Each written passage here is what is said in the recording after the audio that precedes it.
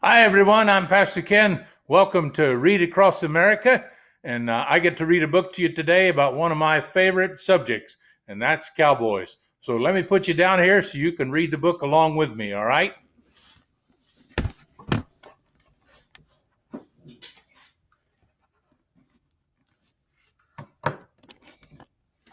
Let me get you set up here and see if we can all see it together, all right?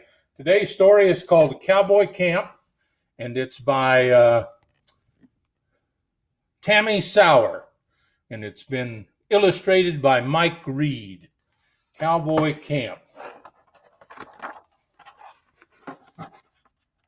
Listen up, partner. This here is the story of a boy who wants to be a cowboy more than anything in the world. But being a real cowboy is tough stuff. Can our buckaroo prove his mettle? Find out in this rootin' tootin' tale.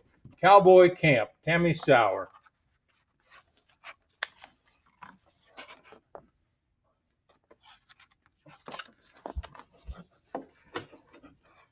Avery kicked the toe of his boot in the dirt. He looked at everyone else at Cowboy Camp and knew he was all wrong.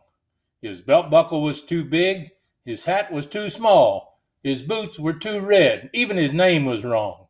The other boys had tough names like Hank or Jimmy Jean.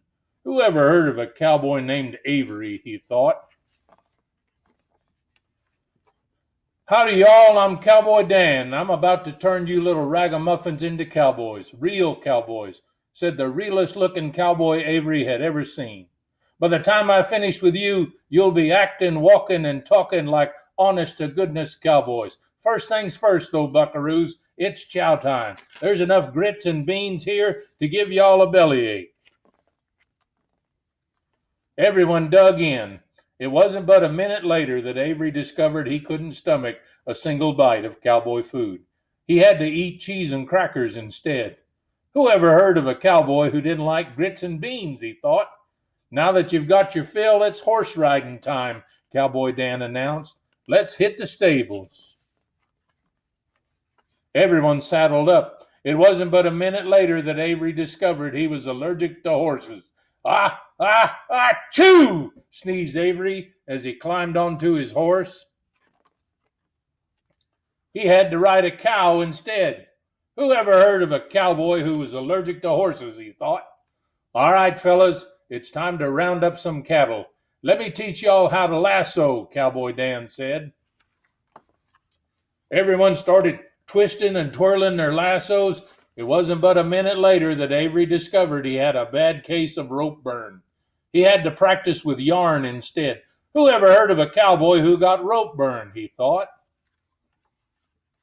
That night, after all the other cowboy campers turned in for some shut-eye, Avery sat outside his tent and tried to think cowboy thoughts. It wasn't but a minute later that Avery discovered he wasn't alone. Out of the shadows stepped the meanest-looking cowboy Avery had ever seen. Psst! Hey, kid! Psst! A gruff voice said. Who, me? Asked Avery. Yeah, you. I'm Black Bart, and I'm here to put a stop to cowboy camp. Cowboy Dan and his gangs of good cowboys are making it too hard to be a bad guy. You better tell me, kid, where can I find Cowboy Dan? Avery had to think fast. He couldn't let anything happen to Cowboy Dan and his cowboy camp. Sir, this isn't cowboy camp. It's space camp. Black Bart squinted his eyes. Are you trying to fool me? Sir, asked Avery, do I look like cowboy material? Black Bart took a step back and sized Avery up. I don't know, but I aim to find out. Here, eat this. Black Bart pulled a can of beans out of his saddlebag. All cowboys eat beans. Avery gulped. He took the beans and gave them a taste. Right away, he coughed and wheezed. Maybe you ain't a cowboy. You don't seem to like cowboy food, said Black Bart. Let me see you ride my horse. All cowboys ride horses. Avery swallowed hard. As he swung his leg over the saddle, he began to sneeze and sneeze. Maybe you ain't a cowboy. You don't seem to ride horses, said Black Bart. Let me see you twirl my rope. All cowboys know how to lasso. Avery took a deep breath. and he grabbed the rope. He yelled, "Ouch! This hurts!" "Little feller, you're no cowboy. All cowboys eat beans, ride horses, and twirl lassos. This place can't possibly be cowboy camp," Black Bart said. "Rustling rattlesnakes! I must have made a wrong turn somewhere. I gotta go. It'll be daybreak soon, and time's a-wasting."